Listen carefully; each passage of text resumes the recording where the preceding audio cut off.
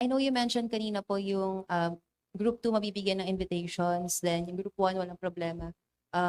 I guess yung sa group 3 lang, how will they be notified kung isa sila sa, I'm not sure kung kayo po sir or sa SSS. SSS. Opo.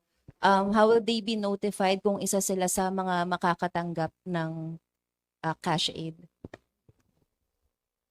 So by next week nga po, makikredit sa account nila yung ano. And then we have naman the notification facility. So possibly i-notify po namin sila dun sa, kung registered po sila dun sa my.sss account, dun sa inbox notification po, and or email po na registered with SSS. Last na po, for group 3 din po ito. I just saw dito po sa slides ninyo nakalagay na tanging ang pinakamatatandang miyembro ang makakatanggap ng assistance. So, Ikaw magpaliwanag niyan. So banggitin ko na lang po kung ano po yung criteria ng mga makakatanggap ng assistance. So based po, yung napag-agrihan po kasi namin ng mga agencies po na involved dito, ang criteria po for the assistance are employed po siya at kasama siya dun sa 2024 community-based monitoring system ng PSA. Meron po siyang 20,000 pababa. So, 20,000 na MSC yung monthly salary credit. So, based po yun dun sa monthly contribution po ng member. And then, nakapaghulog po siya ng hindi bababa sa isang buwang contribution in 2025 or 2026. And meron po siyang disbursement account na enrolled po kay SSS. just a clarification po. So, for example, in one family, mother, SSS member, may disbursement account, and then may anak siya, nagtatrabaho na rin, same, SSS member, may disbursement, but nakabukod. So, ang makakatanggap pa din doon. Kunyari yung nakabukod, single, ang makakatanggap lang doon ay yung mom pa din. Actually, kay SSS po kasi, individual po ang identification namin doon. So, ang DSWD naman po kasi, sila po ang nag-identify kung sino yung beneficiaries per household. So, ang beneficiaries po kasi nitong sa group 3 po natin per household po kasi.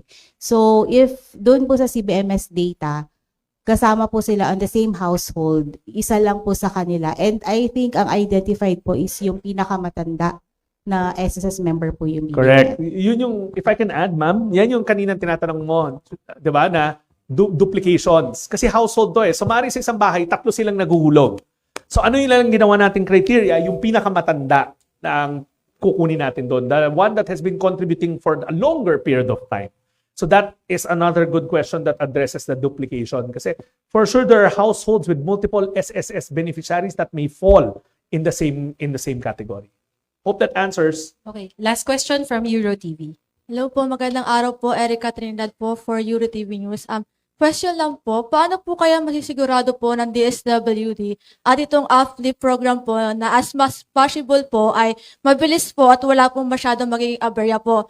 Lalo na po kasi meron po tayong mga kababayan po na wala pong digital na literacy, lalo na po sa kaalaman po sa mga digital bank account po. So, paano po kaya po yun? Yung mga beneficiaries po natin sa mga malalayong lugar po na wala pong maayos sa signal or kulang po sa payout partners po.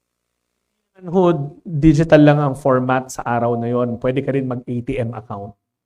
So, ibig sabihin, kung ano yung preference mo, ibigay mo ho sa amin. Hindi e-wallet ang pagpipilitan ho namin.